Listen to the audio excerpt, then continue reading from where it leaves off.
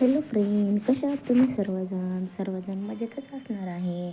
आणि good morning guys. तुम्ही बघू शकता की आज वातावरण किती छान झालेलं आहे. थंडीच्या वातावरणामध्ये तर धूप तर खूप पडते आणि ती धुई बघा किती कशी पडलेली आहे. म्हणजे मी टेरेसवर गेलते बघा, तुम्हाला ते वातावरण दाखवते. बघा किती थंडी आहे वाजत आहे आणि मी वरती आलेले आहे. नेमकाच सूर्योदय म्हणजे सूर्य उगवत आहे. बघा किती छान दिसते. कोवळा पक्षी फिरतायत सूर्याभोवती.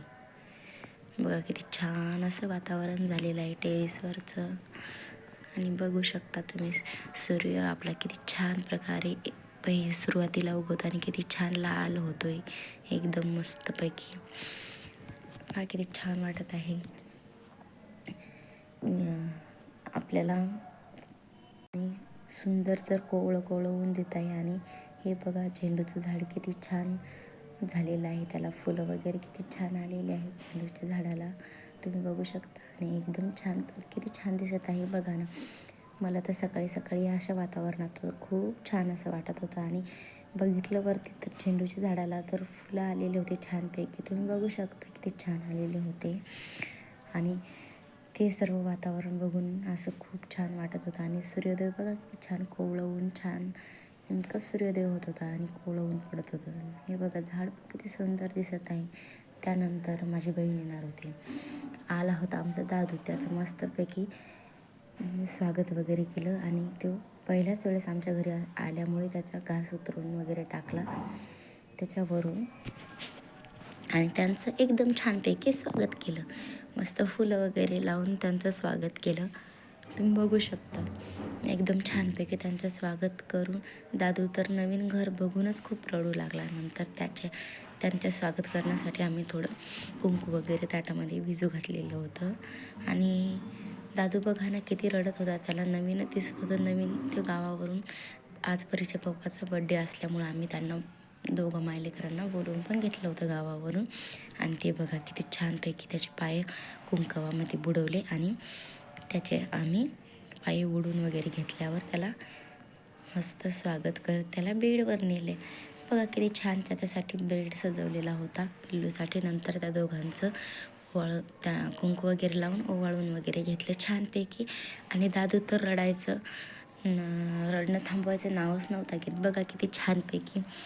आणि नवीन ते पहिल्यांदा आमच्या घरी आल्यामुळे मस्त छानपैकी डेकोरेशन वगैरे केलं होतं. आणि आज परीचा पप्पाचा बड्डेसुद्धा होता. आणि दादू बघा किती रडत होता. ते असं थांबत इकडे तिकडे बघून त्याला रडू येत होता नवीन घर असल्यामुळे.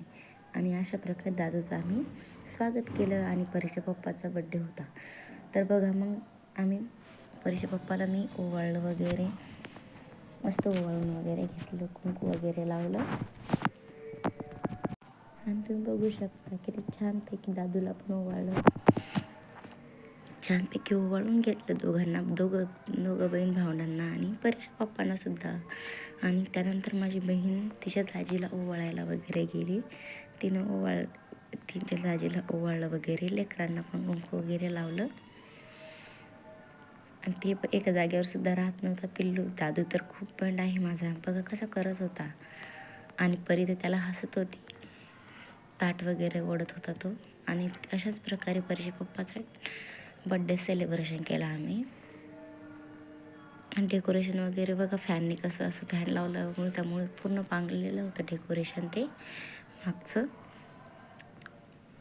आणि ते घरगुती केक बनवला होता मीच बनवलेला होता केक घरी. पण केक एकदम टेस्टी झालेला होता, एकदम छान झालेला होता. सजावट वगैरे मी घरीच केली. त्यानंतर आम्ही फोटो वगैरे क्लिक केले. आणि अशा प्रकारे दादूचं वेलकम आणि परीच्या पप्पाचा बड्डे साजरा केला.